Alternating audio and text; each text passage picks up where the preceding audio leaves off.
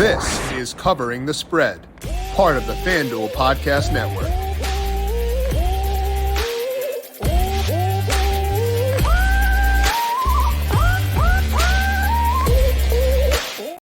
We have got 4 pretty fun games on tap for this weekend in the NFL Divisional Round. We're going to break down all 4 from a betting perspective by talking to Dr. Ed Feng, asking him what his numbers say about all those matchups and where he sees value for this week over at FanDuel Sportsbook. This is Covering the Spread right here on the FanDuel Podcast Network and FanDuel Research. My name is Jim Sonis.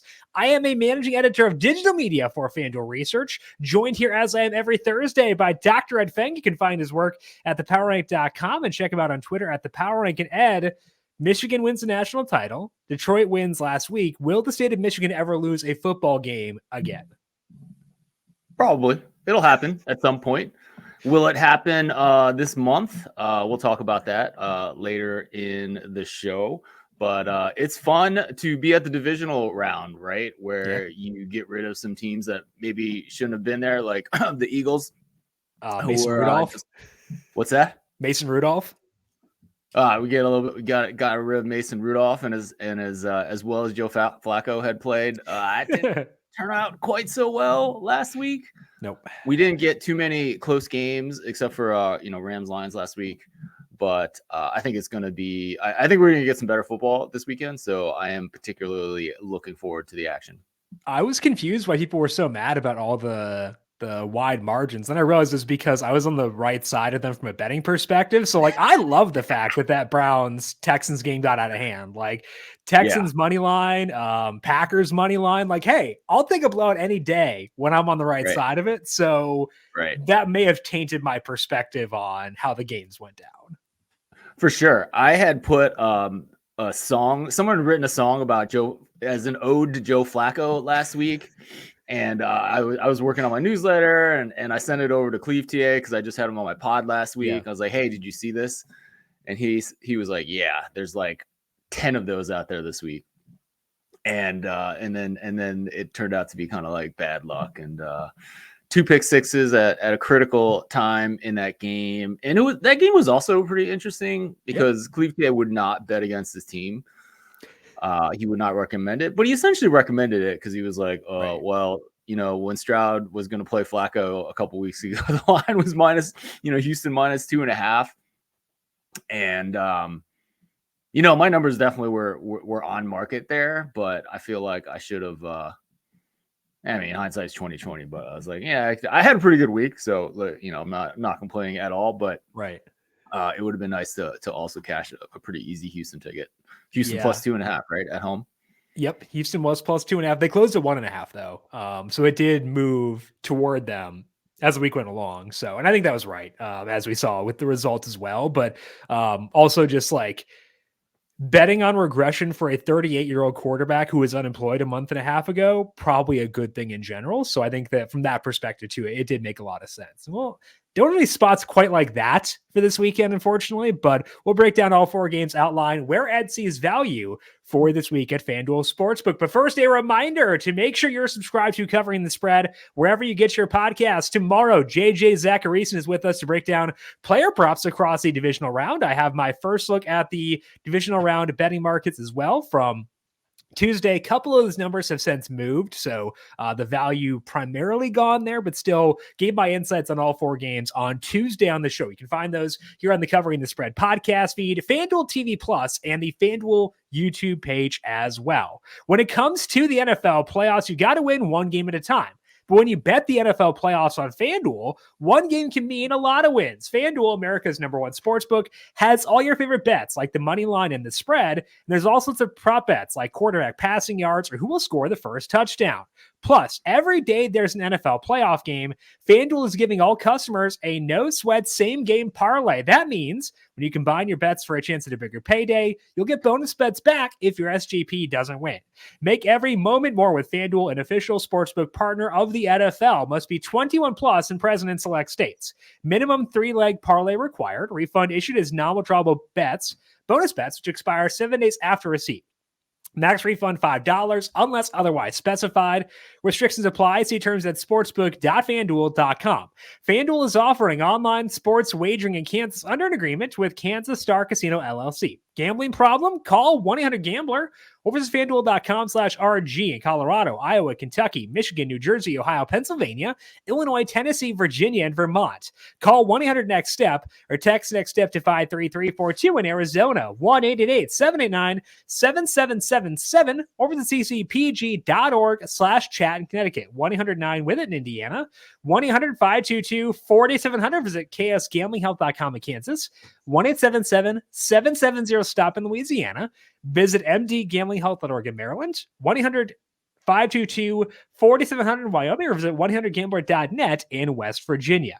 Now, Ed, before I dig into the actual games, this is one of our final chances to talk futures for this year. So anything stand out to you as far as futures go prior to the divisional round? The Super Bowl odds look interesting. I feel like it's probably shaded a little bit too much towards San Francisco. We're calling them a juggernaut. We'll get into that a little bit later. But I don't have any calculations on it. I do have a ticket for Niners Ravens Super Bowl, 13-1, probably about 2 months ago, and it was suggested to me by my son, and he had some YouTube theory about why those two teams should be playing in the Super Bowl. But I looked at my numbers and I looked at all my ratings, and I was like, those are two really good football teams. And it's not quite 13-1 right now. Probably more like plus 230. If I was just actually looking at the conference odds, so it looks like we're probably talking. Oh, hey, there we go. Plus 230. Hey, that's pretty good, and that's actually, the Sumer had it at 26% last week. Yeah, and it looks like it's gone up. I guess that makes it a little. Does that make sense? I mean, maybe with Dallas out. Right. So Dallas, I think losing is one factor. I don't think the Rams losing would be that big of a difference because the Lions are pretty good too. So right. I feel like the Dallas loss was probably the primary motivator there. Right. Yeah. Actually, I wonder. The cash out has been non-existent on that for weeks. So yeah. I wonder if it's back. Yeah, I've got a Ravens plus 950 Super Bowl ticket that I keep checking the cash out number for, and I've not gotten anything that's been good enough to justify it. If you read Ed Miller's, got something though. What's that? I don't even have an option.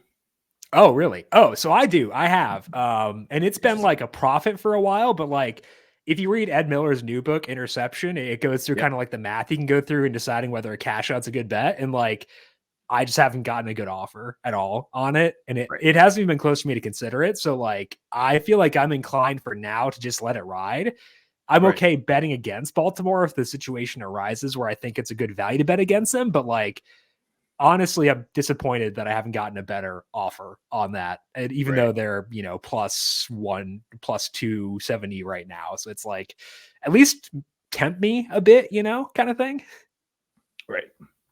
I thought that section in Interception was really interesting about the cash out because they make the point that it's a new bet, right? Yeah. And it's a new bet that you can only make if you've made a prior bet. Right.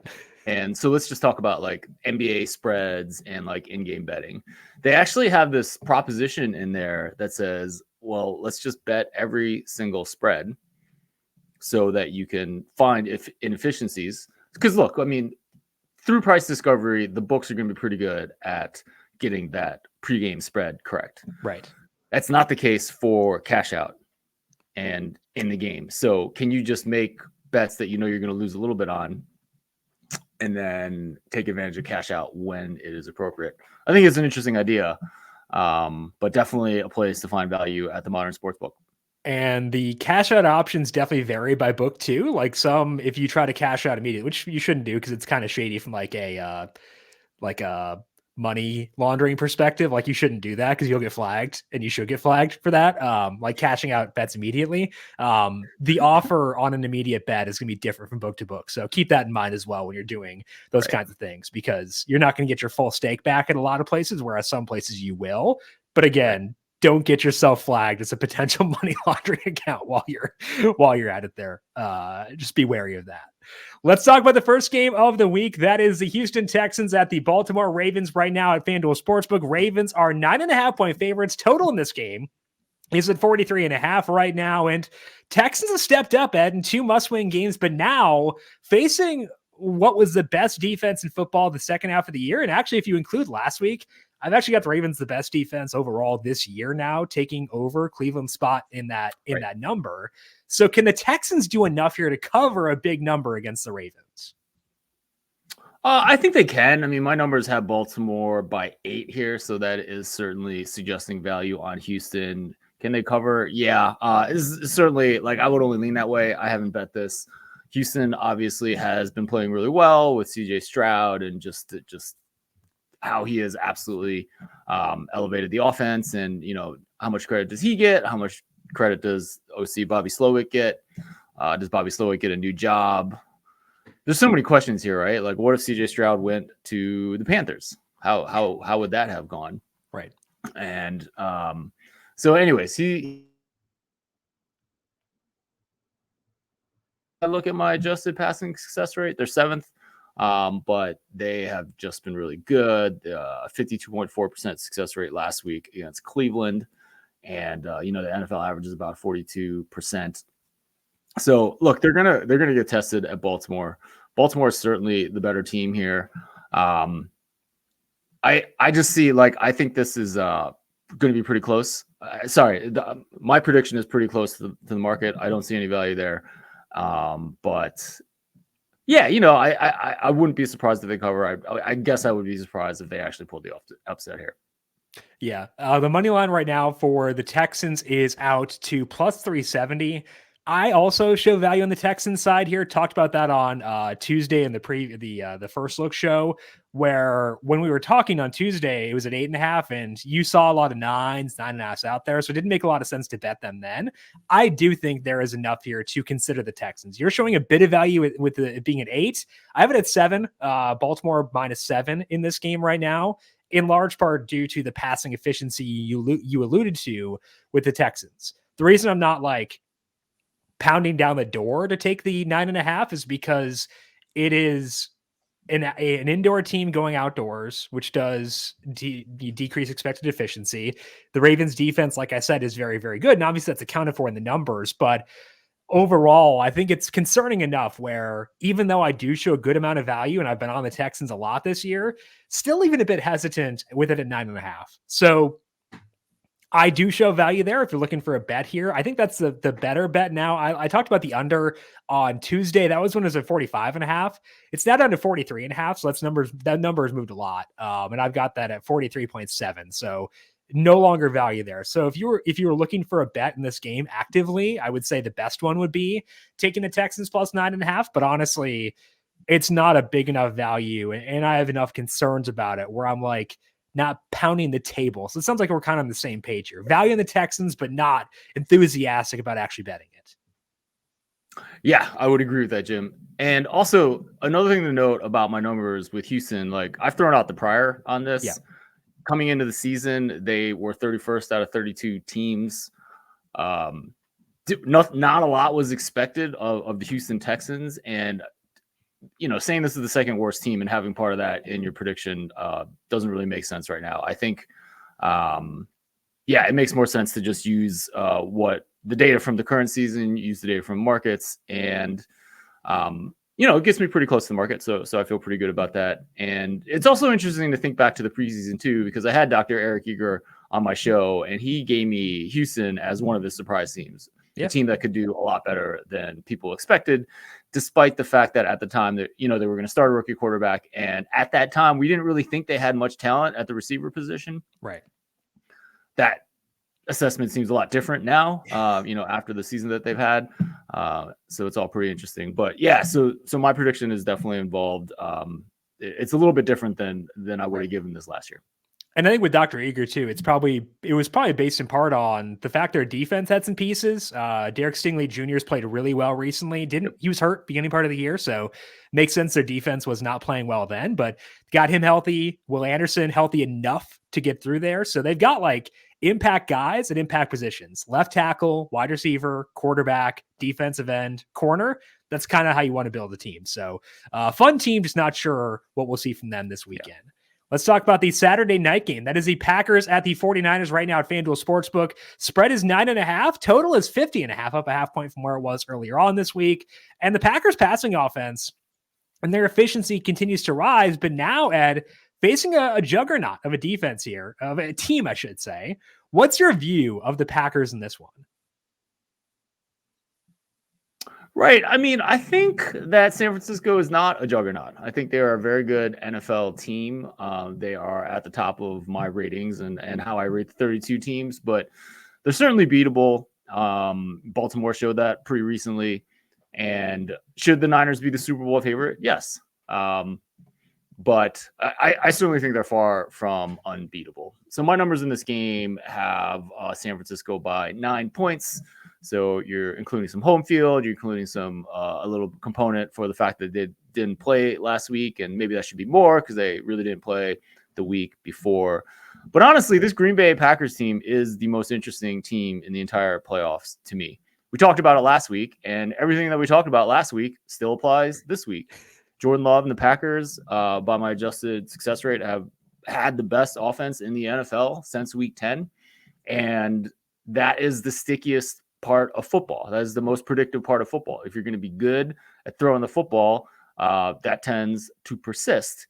And we're getting a reasonably large sample size on a young player like Jordan Love. It's not the same as a 38-year-old guy like Joe Flacco that really stunk last year, right? And Flacco, we had a smaller sample size.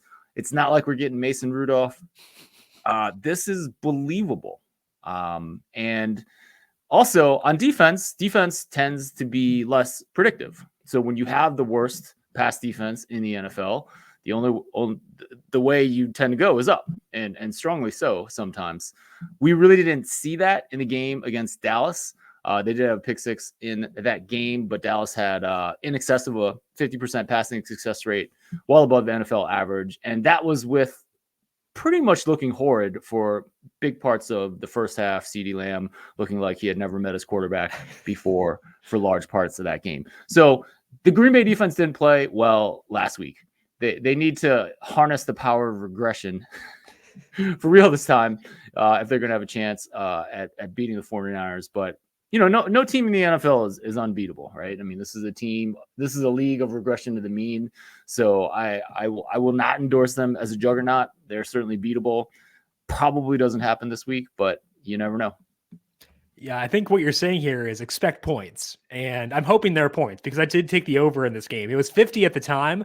It is now 50.5 at FanDuel Sportsbook. Over is -115. The -115 part gives me pause and saying, like, I would still take that. But I've got that at 52.1 right now. And 50 is not a huge key number as far as betting totals go. Like a 27-23 kind of thing would land there. But it's not or I guess 30-20. But it's not a very prevalent one, where 51 is. So with it still being below 51, I do think there is at least some value in the over in this game because, like you said, like Packers defense they haven't been great all year. They've had some flashes for sure, but overall have not been the world's best defense. And I think that the reason why I felt okay taking the over at here, despite the fact it's a large spread, sometimes you can see like it be one-sided. I think the Packers move the football if they're down big, because Jordan Love has been efficient enough to be good through the air. And that to me gives me more confidence in taking an over in a game like this, where I do think the spread is justifiably large. So to me, because I have confidence in the Packers to move the ball, put up points, even if they're down big later on, that's why I feel good about taking an over here, because I think that both teams will score points for all four quarters, regardless of the script we see throughout this game. Yeah, for sure. I definitely see that, right? I mean, I definitely agree that the Packers are probably going to put up some points if they are down in the second half. All righty, let's talk about the Sunday games and begin things with the Buccaneers at the Lions. My two sons quarterbacking this game. Baker Mayfield versus Jared Goff right now at FanDuel Sportsbook. Lions 6.5-point favorites. Total is 48.5. And we've talked a lot about how the Bucs are a bad team on early downs throughout this year, and they have been. They did have their best showing of the season, at least by my numbers, on early downs last week against the Eagles. But that was against a broken football team. So I don't want to put a lot of stock in that. So Can the Bucs do it again here against the Lions, who are very much not a broken football team right now? Yeah, for sure. I mean, the Lions definitely aren't broken, but their defense isn't good. I actually thought they got pretty lucky to last week. The Rams had more overall yards. They were able to move the ball. The difference in the game was essentially that they got a couple stops. The Lions got a couple stops in the red zone, were able to eke out a one. And then, it from kind of a fan perspective, if you're a Lions fan, like, who did you want to play, Tampa Bay or Philadelphia? And I actually still wanted to play Tampa Bay. I just think that they are the weaker team. They don't have the ceiling that the Eagles have.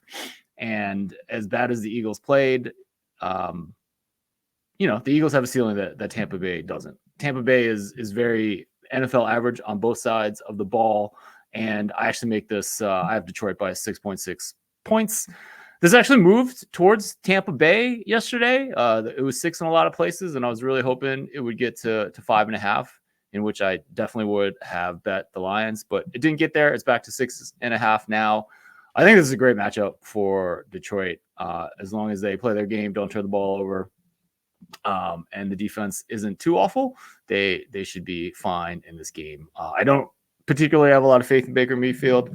Mike Evans is great, but this is not a great football team in Tampa Bay, and Detroit should be able to win this game. Yeah, and like I said, I think a lot of last week with Tampa Bay showing up on early downs for the first time this year was due to the opponent. Now, the counterpoint would be they had a lot of drops in that game with Cade Otton and Mike Evans having like key drops. You could argue they should have won by more in that game. And like then if the Bucs win by more than 23, are we talking about this as being a 6.5 point spread at that point? I still think we probably are personally. But I think that overall you're getting a game here where the Lions, yes, they may struggle to run the football against this Buccaneers team, but they've shown with Jared Goff, they can be efficient enough through the air to beat you that way as well. So I completely understand where you're coming from.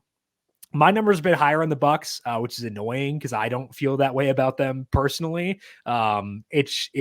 It wants overall passing efficiency, and they get there via the stupidest means of all time, by relying on late down magic for a quarterback who's been the scrap bin 3 separate times in the past 18 months or whatever it is.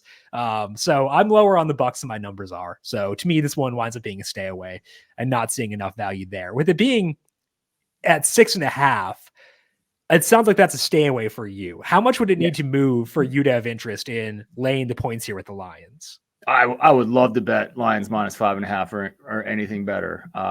Maybe some money line. I haven't really fully decided on that.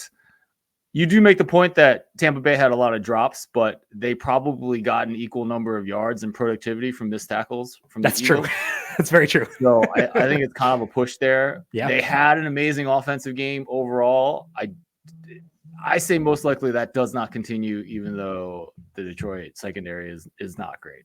No, they're definitely not. They're healthier now than they were with CJ Gardner-Johnson being back, but it's still not a good secondary. And we saw that several times last week against the Rams. Luckily, though, Sean McVay kind of a coward when it comes to punting, 4th down decision-making, so that definitely did bail them out there.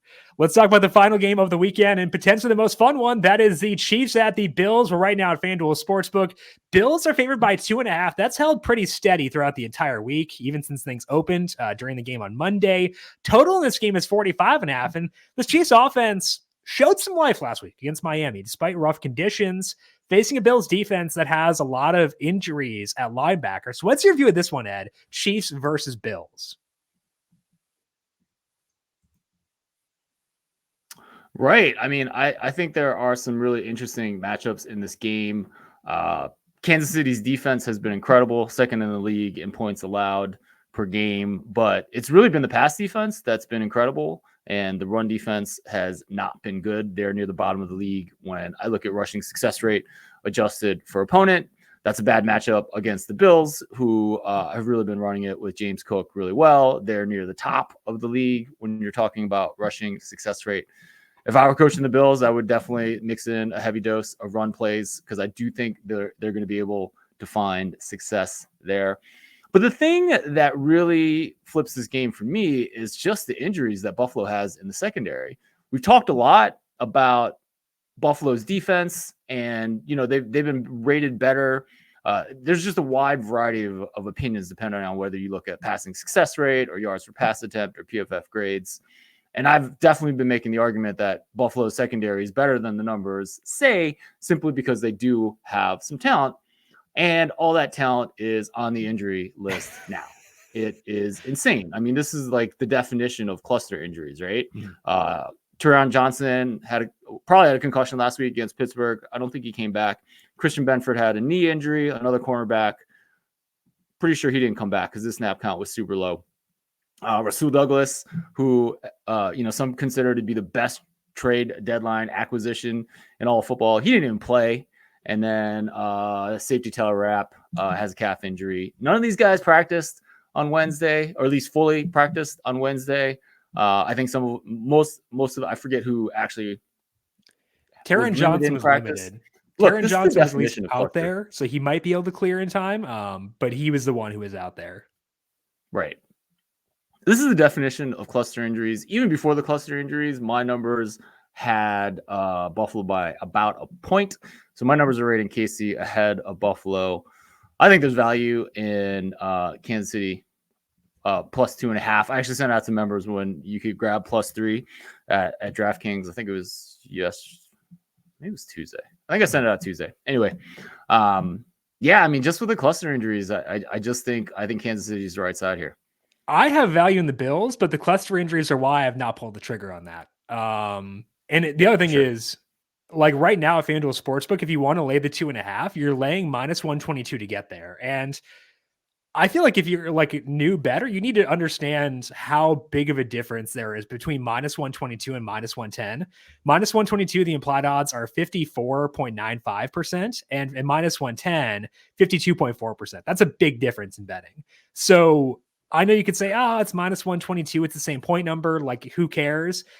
2 percentage points, 2.5 percentage points makes a massive difference. So when I see the 2.5 there, or the -122 there, that to me allows me to lean on those injuries as being an excuse for not taking the Bills. So I have not taken that yet, despite the fact we talked about that on Tuesday. It was -122 then, briefly got to -120 on Wednesday at some point, but it's now back to -122. And to me, Ed, the biggest reason for avoiding it is those injuries you alluded to, because they matter a lot, especially for a Chiefs team. Even if we ignore the secondary and focus more so on the linebackers, where does this Chiefs team in its current state beat people? They beat people with underneath passes to Kelsey and Rice, and they beat you with Isaiah Pacheco stomping the ground. So, and that's going to show up a lot with those linebackers. So we both kind of wind up in the same place where I'm like, I don't really want to bet the Bills here, but it sounds like the +2.5 even money, that's not a 3, Ed. So would you be looking at the money line for the Chiefs at +126? What do you think is the best route for betting them if people can't get that 3 that you alluded to here? Yeah, I mean, I like Chiefs +2.5. I would definitely bet it, especially at +100. Okay, so even money on the Chiefs +2.5 is where Ed likes this one for the Bills and the Chiefs. That's all we got here for the divisional round of the NFL playoffs. Next week, the conference championships. That is going to be a blast. We're going to see either Jared Goff or Baker Mayfield in the NFC Championship game. Pretty pumped about that personally. Very good for my quarterback prospect model, looking very much less stupid than it has at times in the past. And if people want to find your newsletter, find your podcast, where can they do that? What's going on with those things for this week? I had Evan Silva of Established to Run on the podcast this week. It was a great conversation, especially if you're a Green Bay Packers fan. I highly recommend listening to that, and how he would answer the argument, well, Green Bay's offense is not going to continue to do this well because the receivers are young and they suck. So check that out wherever you get the Football Analytics Show. And then, check out my free sports betting email newsletter every Saturday. I put out 5 Nuggets Saturday, which is my curated list of sports betting tips and analytics, not just my own stuff, but stuff from other people as well. Check that out at thepowerrank.com. And you can find the chat with Evan at the Football Analytics Show as well to get that. Find Ed on Twitter at The Power Rank. I am on Twitter at Jim Sonis. You can find me on Threads at Jim.Sonis. And check out FanDuel Research on Twitter at FanDuel Research. Want to thank you all for tuning in for today. Good luck to you with your bets across Thursday. We'll talk to you once again tomorrow. Break down some player props for the divisional round with JJ Zachariason. This has been covering the spread right here on the FanDuel Podcast Network.